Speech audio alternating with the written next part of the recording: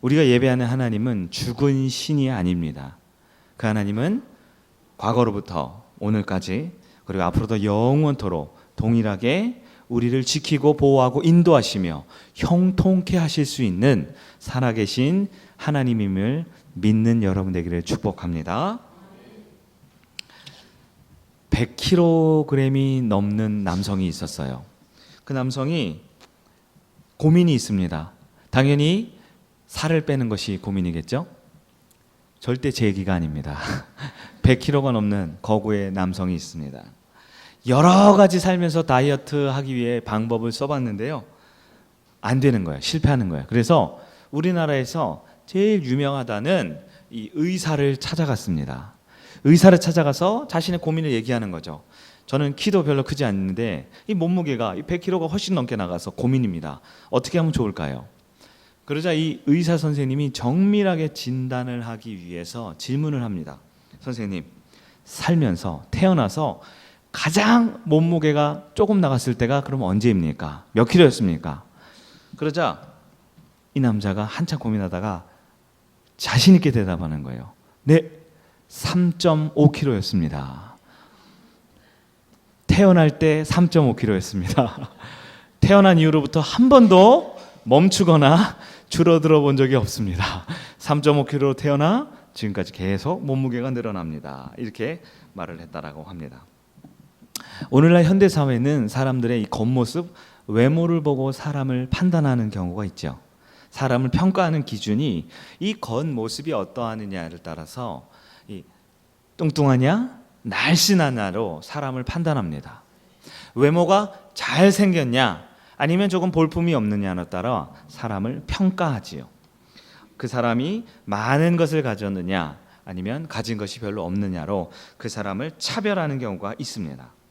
그러나 여러분, 우리를 기다리시고 우리를 반겨주시는 사랑의 하나님은 우리의 외모로 우리를 판단하거나 평가하지 않으십니다. 하나님은 우리가 외모가 볼품이 없어도, 겉모습이 뚱뚱하고 못생겨도, 가진 것이 없는 자라 할지라도 하나님 앞에는 아무나 와도 하나님은 대환영이십니다. 누구나 와도 늘 반겨주시는 사랑의 하나님이십니다. 그 하나님 앞에 나온 여러분, 하나님을 온전히 만나는 이 아침 되기를 축복합니다. 우리 앞뒤 좌우에 계신 분들과 인사할까요? 하나님이 당신을 기다리셨습니다. 네, 한 번 더 할까요? 저도 보고 싶었습니다. 아멘. 네, 웃으면서 하셔야 돼요. 인상을 푹 쓰면서 하면 무섭습니다. 네. 네, 외국 사람 이야기를 한 가지 들려드릴게요. 브라더 앤드류라는 한 청년이 있었습니다. 이 사람 옛날 사람이에요. 1928년생인데요. 이 네덜란드라는 유럽에 있는 한 나라에서 태어났습니다. 이 사람이 하던 일이 무엇이냐? 이 사람은요, 전 세계를 다니면서 복음을 전했는데요. 특히 공산주의 국가, 그리고 이슬람 국가, 그리고 기독교를 적대시하고 박해하는 국가만 다니면서 복음을 전하는 일을 했어요. 매년 50대 기독교 박해 국가가 선정되고 있습니다. 지금도 50대 박해 국가. 1위가 어딘 줄 아세요? 1위가 우리가 잘 알고 있는 가까운 나라 북한이 기독교 박해 국가 1위 국가래요. 2위가 이라크. 이렇게 쭉 국가별로 가장 기독교를 박해하는 나라를 선정하는데요. 50위까지 선정을 합니다. 50위가 현재 쿠웨이트라는 중동 국가라고 합니다. 그런데 이 브라더 앤드류라는 선교사는 그 나라들만 찾아가면서 복음을 전하는 거예요. 어느 날 CNN에서 이분을 인터뷰를 했습니다. 아니, 당신은 어떻게 이렇게 위대한 일을 할 수 있습니까? 어떻게 그렇게 훌륭한 일을 목숨을 걸고 할 수 있습니까? 그랬더니 이분이 이렇게 인터뷰를 합니다. 저는 사실 뛰어난 능력이 전혀 없습니다. 저는 가는 나라마다 그 나라의 말을 잘 하지 못합니다. 특별한 재주가 있는 것도 아니고요. 사실 저는 고등학교 진학에 실패를 했습니다. 당연히 대학은 가보지도 못했고요. 제가 초등교육을 받은 이후로 가장 많은 교육을 받은 것이 이 선교사가 되기 위해서 세계적인 선교기구 웩이라고 있거든요. 웩이라는 선교기관에서 2년을 훈련받은 것이 전부입니다. 저는 수줍음이 많은 성격의 이 가난한 대장장이의 아들로 태어난 네덜란드 사람일 뿐입니다. 이렇게 말을 했어요. 여러분, 우리가 그 사람에 대해서 이렇게 들어봤을 때 별로 내세울 것이 없고 대단한 것이 없는데 어떻게 세계적인 이 선교사가 되어서 지금도 이렇게 훌륭한 일을 많이 감당할 수 있었을까요? 우리가 어떤 일을 주어질 때 이 일을 맡아보면 이건 내가 할 수 있는 일인가? 없는 일인가? 사람은 본능적으로 이것을 판단하게 됩니다. 이 브라더 앤드류라는 사람은 자신이 하던 일을 한 번도 자신 있게 해본 일이 없다라고 고백을 하는 것을 보게 됩니다. 여러분은 어떠십니까? 오늘 우리가 많은 일들을 해야 합니다. 가정에서도, 또한 사회, 직장에서도, 또 교회 안에서도 나에게 맡겨진 일, 또 맡겨질 일들이 많이 있습니다. 그런 상황 앞에서 과연 나는 어떻게 그 일을 할 수 있는 용기를 얻을 수 있을까요?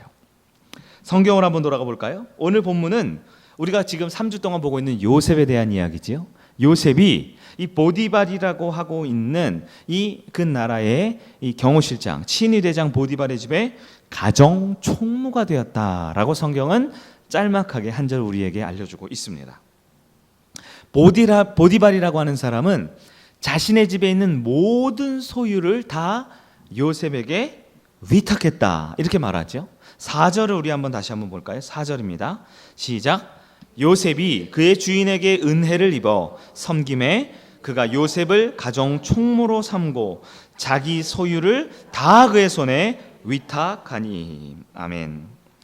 여러분, 가정 총무, 이 가정 총무라고 하면 우리가 생각하는 가정은 엄마가 있고 아빠가 있고 아들, 딸, 이게 4인 가족이 보통 가정이잖아요.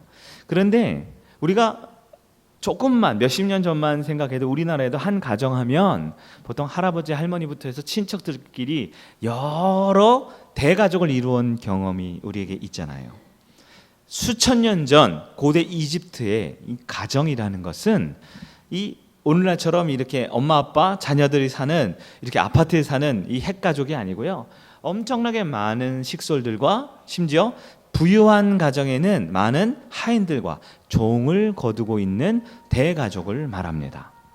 특히 이 보디발이라고 하는 사람은 그 나라에서 왕 다음으로 아주 많은 부와 명예와 권세를 가지고 있었던 사람이에요.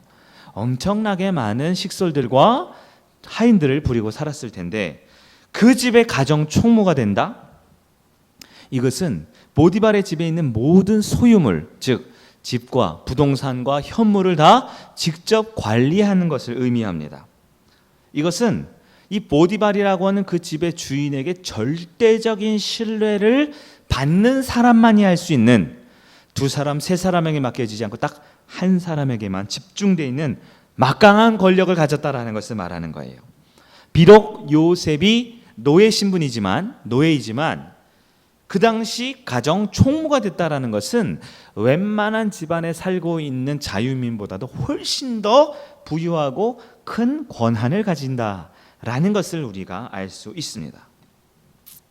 그러나 여러분, 요셉에게 주어진 이 가정 총무, 우리가 오늘날 우리의 시각으로, 인간의 눈으로 조금만 들여다보면 이것은 굉장히 믿을 수 없는 사건 중에 하나라는 것을 알 수 있어요. 왜 그럴까요? 이 큰 집의 가정 총무가 되려면 자격이라는 게 있어야 하지 않을까요? 우리가 오늘날 회사에서도 사장님이 있고 회장님이 있지만 그 회사의 임원이 되려면 조그만 가게라도, 사업장이라도 이 주인을 대신해서 그 가게의 지배인이 되고 거기에 관리인이 되려면 필요한 자격이라는 것이 있습니다. 많은 업무를 처리해야 합니다. 가사의 행정에 능해야 하겠죠. 실제적으로 많은 돈이 오가는 일에 장부를 다 직접 관리할 수 있는 회계의 능력이 있어야 합니다. 사람들을 부려야 하잖아요. 일을 시켜야 하고 적절한 일에 보상을 해줘야 합니다. 상과 벌을 줄 수 있는 리더십과 통솔력이 있어야 합니다. 실제로 이제 고대 사회는 농사일을 할 거 아니에요. 봄, 여름, 가을, 겨울, 이 이집트는 1년에 2모작, 3모작 역사 기록에 따르면 이 아주 홍수가 범람해서 미네랄이 풍부한 그러한 지역에는 이 나일강 유역에 1년에 4모작을 했다라는 기록도 있어요. 그 많은 농사일을 하기에 가정 총무는 엄청난 리더십과 역량을 갖춘 사람이 해야 하는 일입니다. 그러나 여러분 잘 아시다시피 요셉의 처지를 한번 볼까요? 보통 이런 가정 총무는 오랜 경륜과 경험이 있는 자가 해야 되는데요. 요셉은 나이가 몇 살쯤 됐습니까? 그 아버지의 집에 쫓겨나서 목숨을 잃을 뻔하다가 팔려간 지 몇 개월 되지 않았어요. 불과 17세, 18세 아주 어린 나이에 청소년, 이제 갓 청년이 될 나이입니다. 보통 40대, 50대, 60대 이상이 해야 될 그 베테랑이 해야 될 그 일을 요셉이 맡는다? 이것은 굉장히 이 드라마 같은 이야기가 아닙니까? 수백 명의 하인들이 있어요. 보디발에게 아무리 사랑을 받고 예쁨을 받아도 그가 늘 먹고 자고 해야 될 많은 종들이 과연 요셉을 따라갈 수 있겠습니까? 언어가 다릅니다. 피부색이 다릅니다. 생각과 가치관이 달라요. 종교가 다릅니다. 그런 요셉을 따라가려면 엄청난 리더십이 있어야 하는데 이 어린 요셉에게 그런 것이 있을 수 있겠습니까? 요셉이 만약에 가정 총무가 되면 보디발의 가족뿐만 아니라 많은 종들이 아마 반발을 하기 십상입니다. 지난주였나요? 제가 이 인터넷 기사를 보니까요. 우리나라에 있는 굴지의 대기업의 총수의 딸이 갑자기 그 회사 자회사에 임원으로 발령이 됐다라는 기사가 있었어요.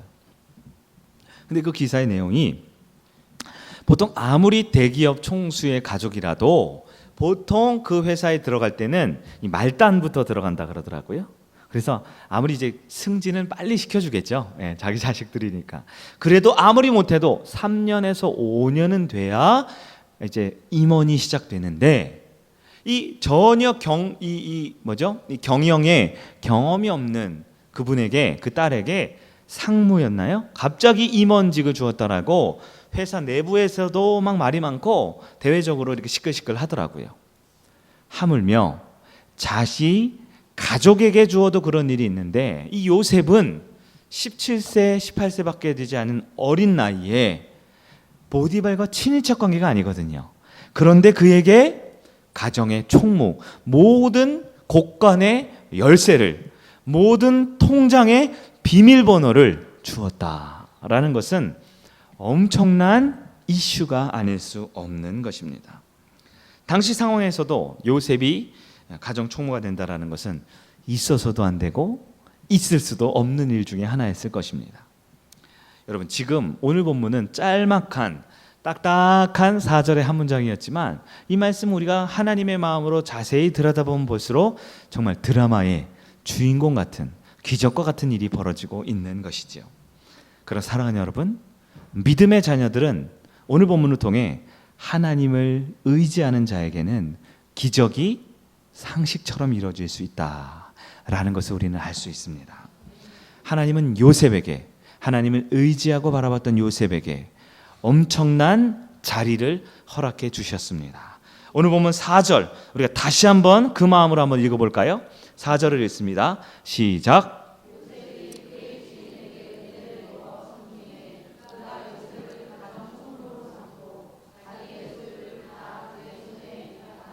아멘. 요셉이 유능해서, 요셉이 탁월해서, 요셉이 재주가 많아서, 아니면 성격이, 인격이 아주 훌륭해서 그 일을 맡았던 것이 아니었습니다. 성경 그 어디에도 그러한 증거는 없습니다. 요셉이 가정 총무가 된 가장 중요한 원인은 정작 본인인 요셉에게 있지 않았기 때문입니다.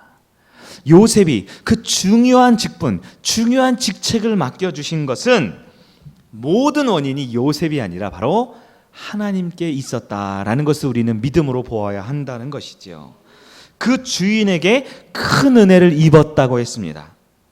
큰 은혜를 입었다. 근데 여러분 사실 보디발이라는 사람은 그렇게 은혜로운 사람이 아니에요. 그렇게 자비로운 사람이 아닙니다. 그는 누굽니까? 오히려 너무나 냉정하고 굉장히 까다로운 사람이에요. 그 당시 최강대국 이집트의 파라오 왕을 경호해야 하는 사람입니다. 대충대충 일 처리하지 않습니다. 마음에 조금이라도 의심이 가거나 마음에 조금이라도 의구심이 들면 묻지도 따지지도 않고 단칼에 목부터 베어버리는 사람이 경호실장이 해야 하는 일 아닙니까? 그는 굉장히 예민하고 날카롭고 피도 눈물도 없는 냉혹한 인간에 가깝습니다. 그랬던 보디발에게 요셉을 주목하여 보게 했다라고 우리 지난 시간에 말씀을 들었습니다. 그런 보디발이 우리가 흔히 생각하기에 말도 안 통하고 피부색도 다르고 너무나 어리고 게다가 노예인데 그 작고 어린 아이를 주목하게 하게 된 것은 하나님의 은혜가 아니면 있을 수 없는 일이지요. 그리고 이렇게 주목해 볼 때마다 그 마음 가운데 더 믿음이 생겨납니다. 사랑하고 신뢰가 생겨납니다. 그의 성실함과 장점이 점점 보이게 되는 것이지요. 4절에 주인에게 큰 은혜를 입었다. 여러분, 은혜가 무엇입니까? 은혜는 요셉에게 어떤 자격이 있다라는 것이 아니잖아요. 어떤 대가가 있어서 대가를 통해서 이루어진 것은 은혜라고 표현하지 않습니다. 아무런 자격이 없어요. 아무런 능력이 없어요. 그럴 만하지 못한 사람에게 은혜가 주어졌다. 이것은 바로 하나님의 특별한 역사하심이라는 것을 우리는 깨달아야 하는 것입니다. 하나님은 요셉에게 은혜를 끼치게 하셨습니다. 보디발을 통해서 요셉에게 큰 은혜를 주셨습니다. 어떻게 큰 집의 가정 총무가 되게 하셨을까요? 먼저 하나님은 요셉에게 그 일을 맡기기 위해 준비를 철저하게 시켜주셨습니다. 하나님은 요셉에게 보디발의 이 가정 총무로 낙하산처럼 슝 하고 들어간 것이 아니라 지난 17년간의 요셉의 일생을 통해 그 집에 적합한 직무를 할 수 있도록 미리미리 준비를 시켜주셨어요. 여러분, 요셉이 형들에게 팔려가기 전에 하던 일이 무엇입니까? 창세기 37장 3절에 따르면 요셉의 일생을 아주 간략하게 집약적으로 표현해 주는 게 있어요. 무엇입니까? 37장 3절에 따르면 요셉은 그의 아버지에게 극진한 사랑을 받아서 특별하게 옷을 한 벌 해 입었습니다. 무슨 옷을 입었다고 되어 있습니까? 채색 옷을 입었다고 되어 있죠. 여러분, 채색 옷이 무엇입니까? 보통 사람들이 생각하기에 사람들이 보통 이렇게 허연 옷, 그냥 막 천으로 짠 옷을 입었지만 요셉은 알록달록한 꽃가 옷을 입었다, 멋진 드레스를 입었다 라고 생각하기 쉽지만 채색 옷이라는 것은 그 집의 장자라는 것을 의미하는 거예요. 요셉이 남들보다 좀 더 옷을 예쁘게 해 입었다, 그것을 성경에 기록할 리는 없죠. 요셉이 했던 역할을 집약적으로 표현해주고 있는 겁니다. 성경에는 짧은 구절이지만 요셉이 했던 일이 뭐예요?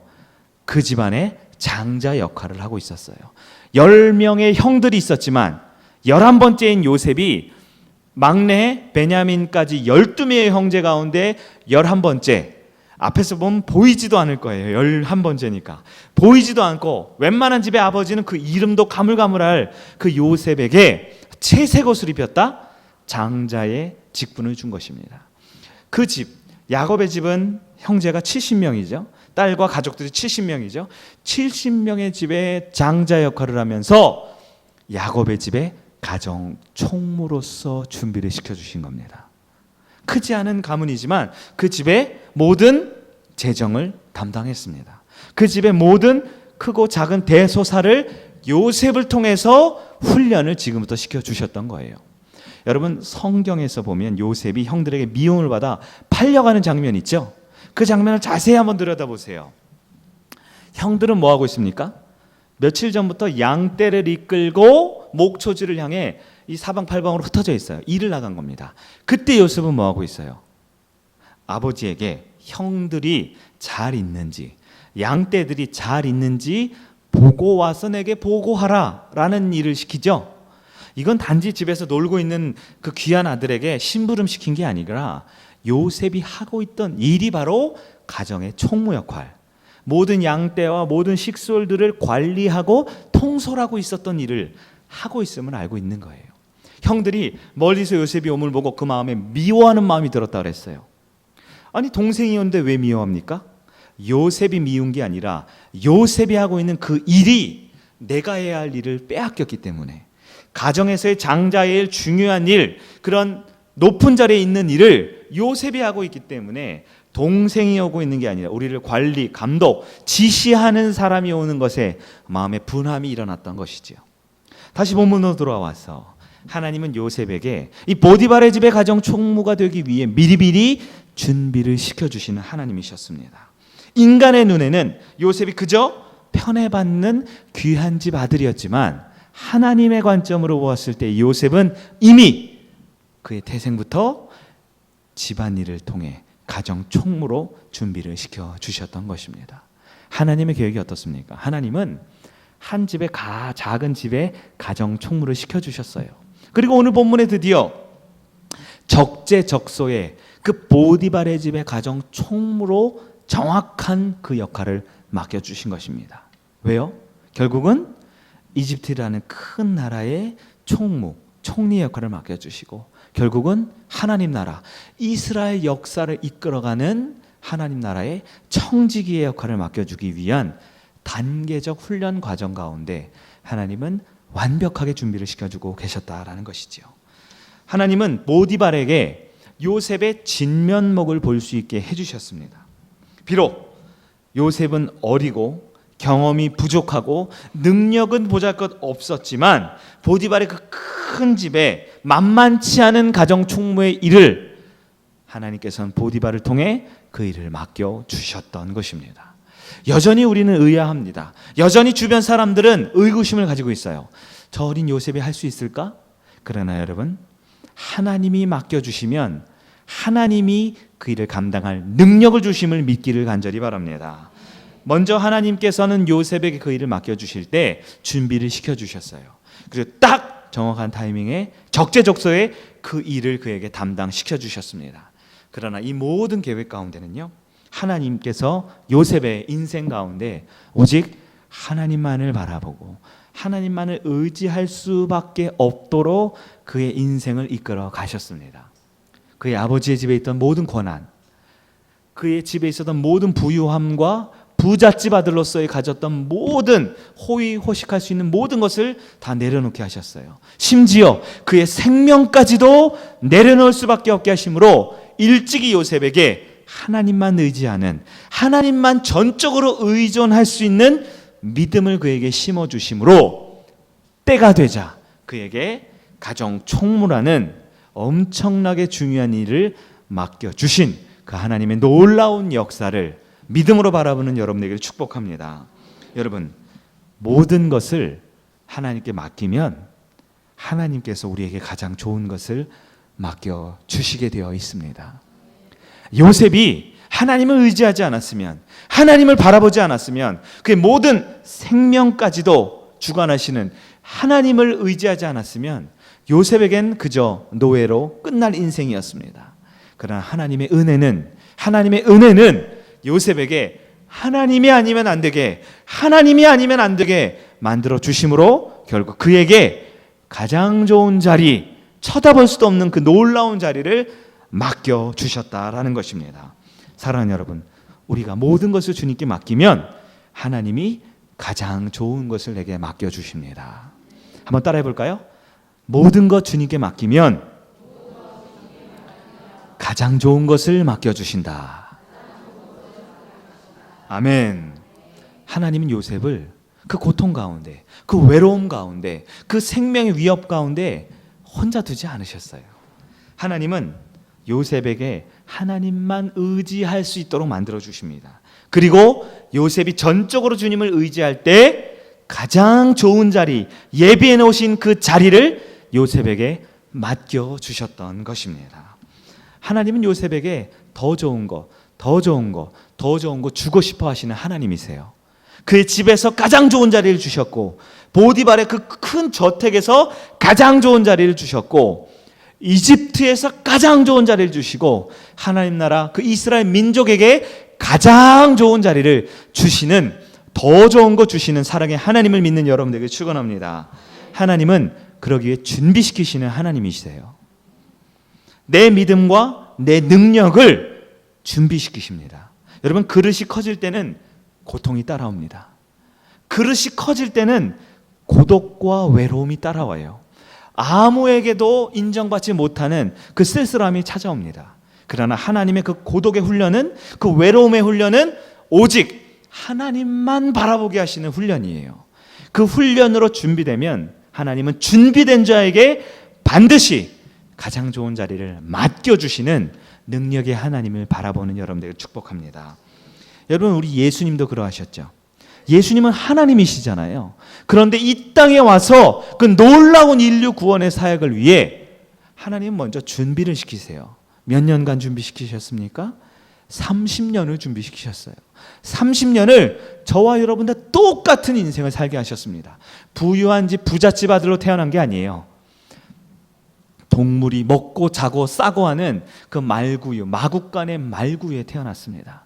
변변한 병원도 아니고 웬만한 가정집도 아니에요.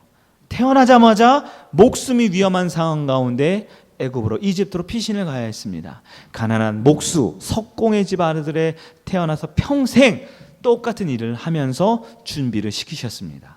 왜요? 우리를 대표하기 위해서요. 우리를 이끌어가기 위해서요. 우리를 누구보다 사랑하시기 위해서 준비하셨습니다. 공생애를 시작하셨습니다. 바로 시작하신 게 아니에요. 40일을 인간의 고통 그대로 겪으시며 금식의 훈련을 겪으셨습니다. 부활도 마찬가지입니다. 죽으시고 바로 살리신 게 아닙니다. 3일 동안 완벽하게 우리의 죽음과 우리의 부활을 준비하기 위해 친히 지옥에까지 가시는 그 모든 준비를 철저하게 하신 하나님, 그 예수 그리스도를 바라보는 여러분 되길 바랍니다. 여러분, 준비는, 우리 인생의 준비는 괴롭고 힘들고 아프지만 준비는 하나님의 은혜입니다. 하나님이 준비시켜 주시는 그 은혜를 우리가 바라볼 때 하나님 우리에게 가장 좋은 것을 맡겨주심을 기억하기를 바랍니다. 여러분, 은혜가 무엇입니까? 진정 은혜를 누리기 원합니까? 신앙생활에 가장 복된 그 은혜를 사모하는 여러분 되시길 바랍니다. 은혜는 자격이 없는 우리와 같은 자에게 단비처럼 내려지는 것입니다. 감히 꿈꿀 수 없고 바라볼 수 없고 기대할 수 없는 그것이지만 은혜를 구하는 자에게 하나님은 가장 좋은 것을 부어 주실 줄 믿습니다. 우리는 은혜로 구원받았지요. 은혜로 선택되어 이 자리에 자녀로 찾아왔지요. 우리가 그 은혜를 지속적으로 간구할 때, 하나님만 의지하며 은혜를 구할 때 하나님은 우리가 꿈도 꿔보지 못할 그 가장 좋은 자리에 우리를 맡겨주시고 위탁해 주시는 가장 큰 은혜를 받아 누린 여러분 되기를 축복합니다. 요셉은 능력이 된 게 아니에요. 인맥이 있어서가 아닙니다. 집안이 빵빵하고 부유해서가 아닙니다. 그러나 그가 가정 총무가 될 자격은 없었지만 은혜로 말미암아 그는 가정 총무가 되었습니다. 하나님의 은혜는 요셉을 준비시키십니다. 요셉이 17세 어린 나이에 가정 총무가 되었을 때 제국에 있는 가장 큰 가문의 최고 높은 자리에 올라가게 되었어요. 집안의 모든 장보와 열쇠가 그에게 주어졌습니다. 그 많은 복과 은혜, 저와 여러분에게도 주어진 복이 되기를 축복합니다. 많은 종들과 노예들에게 존경을 받고 인정받는 사람이 되었습니다. 저와 여러분 또한 이 세상에서도 하나님의 은혜로 위임받고 위탁받아 많은 사람들에게 인정받고 존경받는 축복 누린 여러분 되기를 축원합니다. 무엇보다 요셉의 가장 큰 은혜는 나의 삶이 바로 하나님의 은혜로다. 나의 나된 것은 주님의 은혜로다. 바울의 고백이 바로 요셉의 고백이었습니다. 그는 겸손한 믿음으로 언제 어디서 무엇을 하든지 주님과 동행하는 진짜 은혜가 저와 여러분의 은혜가 되기를 간절히 축원합니다. 우리가 살면서 내 능력 밖의 일을, 내가 감당하기 어려운 일을 맡겨질 때가 있어요. 가정에서 이건 도저히 우리가 할 수 없는 일 같은데, 회사나 직장에서 너무나 부담스럽고 힘겨운 일들이 나에게 주어질 때, 또는 교회 안에서도 내가 과연 이 일을 해도 될까? 나 같은 연약한 자가 할 수 있을까? 두려움과 부담감과 염려가 될 때가 있습니다. 그러나 여러분, 하나님이 맡겨주신 은혜라면 그것이 하나님께서 그 일을 감당할 수 있는 능력을 주심을 기억하기를 바랍니다. 서두에 브라더 앤드류라는 선교사님 이야기를 잠깐 드렸죠. 그가 청년 시절 1955년도에 있었던 일이라고 합니다. 그가 성경을 읽다가 요한계시록 3장 2절에 있는 말씀이 갑자기 마음에 강하게 임해있어요. 너는 일깨어 그 남은 바 죽게 된 것을 굳건하게 하라. 아멘. 그러면서 하나님께서 이 공산국가에 죽어가는 기독교인들을 보여주시더래요. 이슬람 국가에 핍박당하고 테러당하는 기독교인들을 보여주셨습니다. 지금도 이 수많은 기독교 박해 국가에 대한 간절한 마음을 주셨습니다. 그때 그는 자신의 형편을 보았죠. 주저합니다. 두려워합니다. 하나님, 저는 배운 것이 없는데요. 우리 집안은 너무나 가난한데요.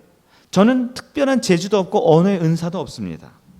그러나 하나님께서 그랬던 그에게 그 공산국가와 이슬람 국가를 보여주시면서 그에게 강한 믿음을 불어넣어 주셨어요. 용기와 담력을 주셨습니다. 그러면서 자기도 모르게 이렇게 고백을 하게 되는 거예요. 나는 그 나라에 못 들어가는데, 나는 공산국가를 열 능력이 없는데, 나는 이슬람 국가에 가볼 마음이 전혀 없는데, 그러나 나는 열지 못하지만 하나님이 열지 못할 국경은 없어. 하나님이 넘지 못할 장벽은 없어. 하나님을 이길 수 있는 군대는 아무것도 없어. 나는 못하지만 내가 하나님을 의지할 때 하나님은 그것을 열어주시고 넘게 해주시고 정복해 주실 거야 라는 믿음을 강하게 심어주셨대요. 이 브라더 앤드류라는 선교사는 결국 오픈도어 선교회라는 특별히 이 기독교 박해 국가를 전문적으로 사역하는 이 선교단체, 세계적인 선교단체를 창설하게 되었고, 지금도 50개 국가 중에 45개 국가에 그 선교회가 지부를 두고 지금도 헌신적으로 열심히 사역을 하며, 얼마 전에는 올해의 종교인상을 받게 되었다라고 합니다. 제가 그 인터뷰를 보면서 나에게 주어진 일들 앞에서 내 능력이 안 되면 어떡하지? 그것이 실패하면 어떡하지? 라고 주저하고 두려워하는 많은 그리스도인들에게 하나님께서 주시는 그 은혜를 바라보는 여러분 되기를 간절히 주님의 이름으로 축복합니다. 많은 사람들이, 제가 얼마 전에 팔자 이야기를 해드렸죠. 팔자를 못 고친다고 합니다.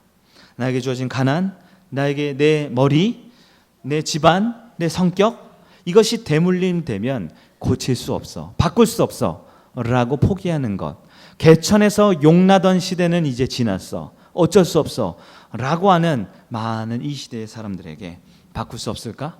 아니, 하나님이 하시면 바꿀 수 있다 라는 믿음을 갖는 여러분 되길 바랍니다. 말씀을 정리하겠습니다. 여러분, 하나님은 요셉에게 가정 충무일을 맡겨주셨습니다. 성경이 짤막한 한 구절이지만 인간의 상식으로는 있을 수 없는 일이지만 믿는 자에게, 하나님을 의지하는 자에게 기적은 상식처럼 이루어지게 될 줄 믿습니다. 믿는 자에게 문제는 해결하라고 주어진 하나님의 준비와 훈련의 기간임을 믿기를 간절히 바랍니다. 우리도 하나님을 온전히 의지할 때에 우리의 가정 가운데 있는 그 장벽 앞에, 우리의 사업과 일상에 있는 건너기 힘든 그 커다란 홍해바다와 같은 그 두려움 앞에, 우리에게 주어진 이 신앙과 믿음의 영역 안에 있는 많은 사역들 앞에 하나님을 의지할 때 나에게 맡겨주신 그 일을 감당할 수 있는 놀라운 은혜가 저와 여러분에게 온전하게 임하는 오늘 하루 우리의 인생 되기를 주님의 이름으로 간절히 축복합니다. 아멘. 우리가 자리에서 일어나셔서 함께 우리 주